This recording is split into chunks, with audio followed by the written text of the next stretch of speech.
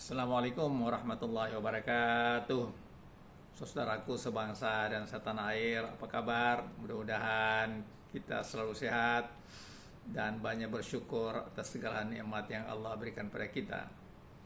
Saudara, beberapa hari yang lalu Ustaz Abu Bakar Ba'asyir bersilaturahmi dengan Jokowi, Presiden RI ke-7. Tentu momen ini menjadi pemberitaan yang luar biasa karena menjadi pertanyaan apa saja hasil pembicaraan Ustaz Abu Bakar Ba'asyir dengan Jokowi. Ya tentu sebagai ulama dia bertemu bukan untuk minta apa-apa gitu ya, tapi memberi nasihat kepada beliau. Yang kita baca di media, Abu Bakar Ba'asyir mengatakan kalau yang dituduhkan oleh masyarakat itu tidak benar, ya tentu harus bersabar menerima apa yang disampaikan pada masyarakat. Tapi kalau benar apa yang disampaikan masyarakat itu, maka Jokowi harus tampil ke depan, kemudian menyampaikan dan meminta maaf. Dan menurut Ustaz Abu Bakar Ba'asyir itu jauh lebih baik, karena kehidupan dunia ini menurut beliau ya sifatnya sementara, dan yang langgeng itu, yang abadi itu adalah kehidupan di akhirat. Oleh karena itu segala persoalan yang berkaitan dengan manusia kita harus meminta maaf. Mudah-mudahan dengan permintaan maaf ini dosa yang kita bawa ke akhirat itu ya berkurang gitu ya. Kalau bisa ya diberi semacam amnesti oleh Allah Subhanahu wa taala kepada kita.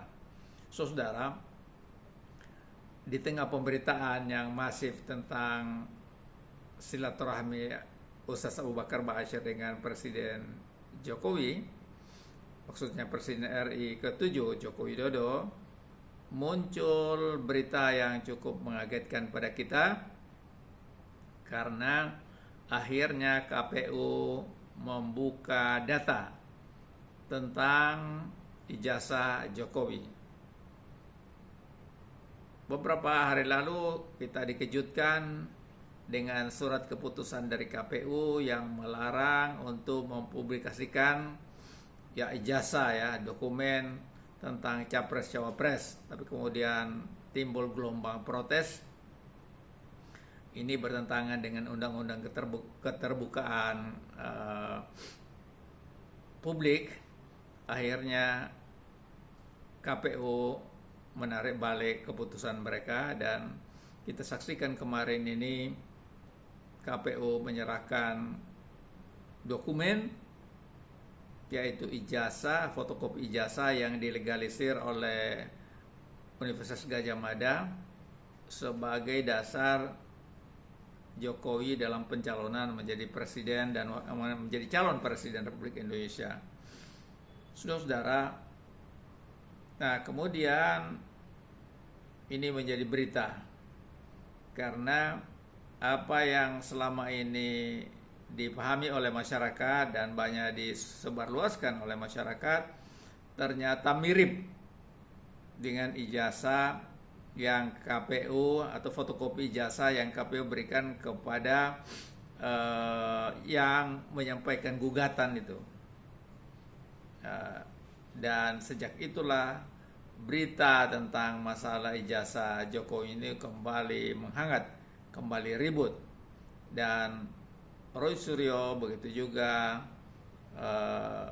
Sianipar ya, Risma Sianipar, dan juga Dr. Tifa meyakini betul bahwa ijazah Jokowi itu diduga keras adalah palsu gitu.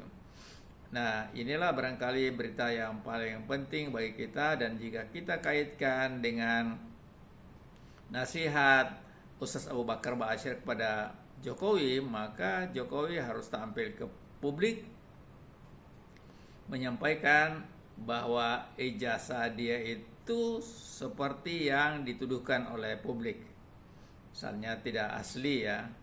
Dan tentu pada saat itu beliau minta maaf. Ya, meminta maaf itu mudah-mudahan ya pastilah banyak publik yang menerima masalah itu. Ini penting untuk mengakhiri diskursus atau perdebatan yang tidak habis-habisnya. Dan bahkan para pendukung Jokowi sudah mendesak eh, Polda Metro Jaya supaya menjadikan tersangka Roy Suryo, Resmond Sionipar, Dr. Tifa, dan lain-lain. Nah, kita nggak mau ini terjadi karena apa yang mereka tuntut itu sesungguhnya merupakan aspirasi kita semua, aspirasi masyarakat. Sebenarnya sederhana saja, kita ingin supaya ada transparansi, ada keterbukaan. Ya, kalau benar itu adalah asli ya tunjukkan saja ini ijazahnya. Kalau tidak asli ya tentu minta maaf ya, minta maaf dan minta ya mungkin ada proses pengadilan, tapi bisa saja Presiden kemudian mengeluarkan amnesti ya seperti yang diberikan kepada Hasto Kristianto, Sekjen PDIP. Jadi ini sesungguhnya sederhana saja, jangan dibesar-besarkan. Memang ini sudah besar masalahnya, tetapi memang harapan saya dan desakan saya adalah segera diakhiri polemik ini. Kita menghadapi tantangan yang tidak mudah dan kita harus memberi support, dukungan pada Presiden Prabowo agar sukses mengemban amanah.